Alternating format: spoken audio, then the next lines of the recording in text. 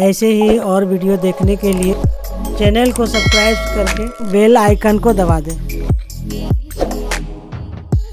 दक्षिण देश के देवगिरी पर्वत के निकट सुधर्मा नामक एक अत्यंत ही तपस्वी तपोनिष्ठ ब्राह्मण रहता था। उसकी पत्नी का नाम सुदेहा था। दोनों परस्पर बहुत प्रेम से रहते थे। किसी भी प्रकार का कोई कष्ट उन्हें नहीं था। लेकिन जब कोई संतान नहीं थी तब ज्योतिष गणना से पता चला कि सुदेहा के गर्भ में संतान उत्पत्ति है ही नहीं और हो भी नहीं सकती।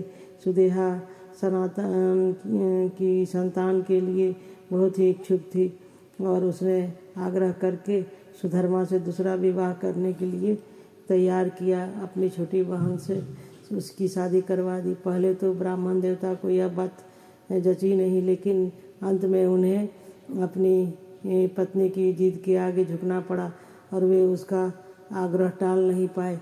अत्यंत ही अपनी पत्नी से प्रेम करते थे। अपनी पत्नी की छोटी बहन घुसमा को ब्याह कर घर ले आए।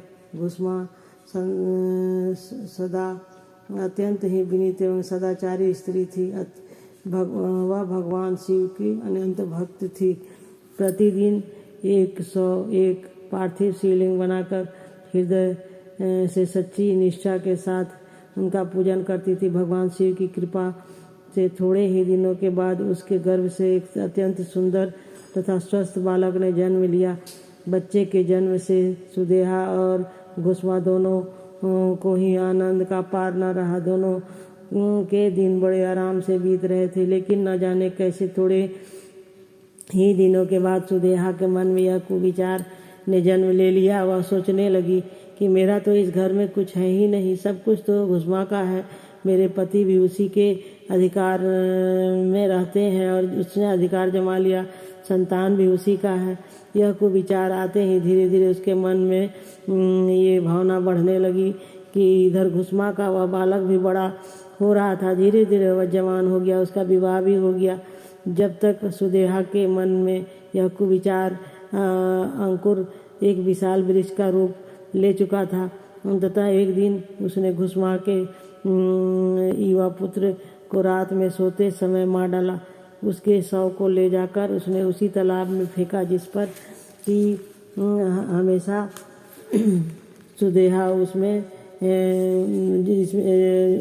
सुदेहा ने उसी में जाकर फेंका जिसमें कि हमेशा घुसमा प्रतिदिन पार्थिव शिवलिंग को फेंका करती थी। यह सब को इस बात से जानकर लोग इस बात का पता लगे तो पूरे घर में कोहराम मच गया। माँ और उसकी पुत्र वधू दोनों सिर पीट कर फुट फुट कर रोने लगी। घुसमा नित्य की भांति भगवान शिव की आराधना में लीन थी और कुछ जैसे हुआ ही न हो। वह पूजा के सामान सब करने के बाद वह पार्थिव शिवलिंग को तालाब में छोड़ने के लिए चल पड़ी।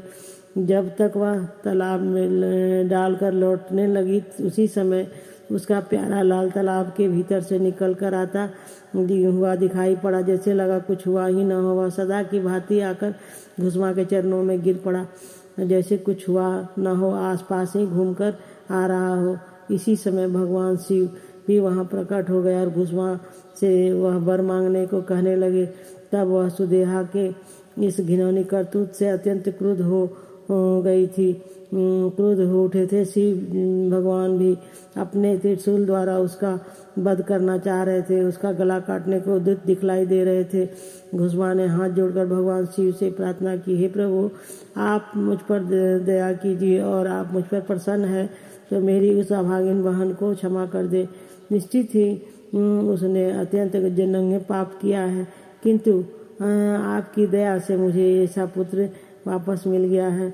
इसलिए मैं नहीं चाहती कि उसका कुछ बुरा हो। आप उसे क्षमा कर दे और आप तो खुद दयालु हैं। आप उन पर कृपा करके उसे क्षमा कर दे और उसे सद्बुद्धि दे ताकि लोगों में ये भावना बैठे और वो कल्याण हो सके। आप बहुत ही दयालु हैं। बोलिए हर हर महादेव। जय बाबा भोलेनाथ की जय हो।